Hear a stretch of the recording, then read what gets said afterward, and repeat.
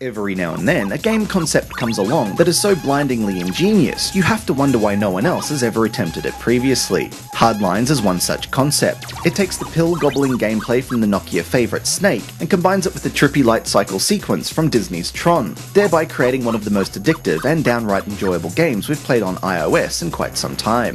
Hardlines comprises several different gameplay modes, but each one is built around the same basic gameplay. You control a line called Lionel, whose life goals are to eat glowing objects and obliterate other lines. Lionel turns at right angles and leaves a solid wall in his wake, just as the aforementioned light cycles in Tron did, and this is lethal to other lines, and our hero himself, should he accidentally double back onto his own wall. The wall isn't permanent, however. Just like in Nokia's Snake, Lionel's wall is a set length, although eating glowing blocks can increase its size. Around these core rules, the developer has created several different game modes. Survival is Hardlines at its most pure. You simply have to keep Lionel alive for as long as possible, eating shiny bits to boost your score and slamming as many opponents into your wall as possible.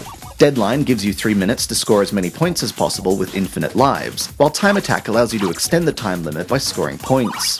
Pinata mode is focused on destroying enemies and gobbling up the glowing bits as they drop. Gauntlet is perhaps the most demanding and exhilarating mode, as it fills the screen with rival lines and calls for quick reactions and ruthless aggression to stay alive. Snake is the final choice, and as the title suggests, it's pretty much a direct copy of the game that graced millions of Nokia phones not so long ago. Despite their varied gameplay, the ultimate focus of all these modes is to attain a large high score, with the game dutifully keeping track of your previous best. Hardlines therefore becomes an exercise in score chasing, and integration with Open Fate ensures that some friendly competition is available in the form of friends and other players, and extensive leaderboards help you to spot where you are in the pecking order. Visually, Hardlines boasts an excellent faux retro aesthetic that is accompanied by some similarly old-fashioned chiptunes and effects. However, the most striking element of the presentation is the constant stream of chatter emitted by each line as it glides across the screen.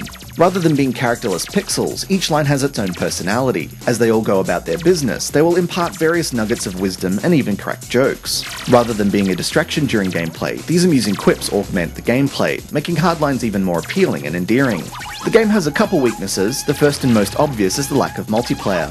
Given that even Snake, or some versions of it, supported Bluetooth multiplayer way back in the first half of the noughties, the lack of multiplayer in this modern build is astonishing. The second is that the modes are unevenly difficult. While Gauntlet is immediate and challenging, Snake and the others take what feels like an age to get going, and as you get better at the game, this slow phase gets longer.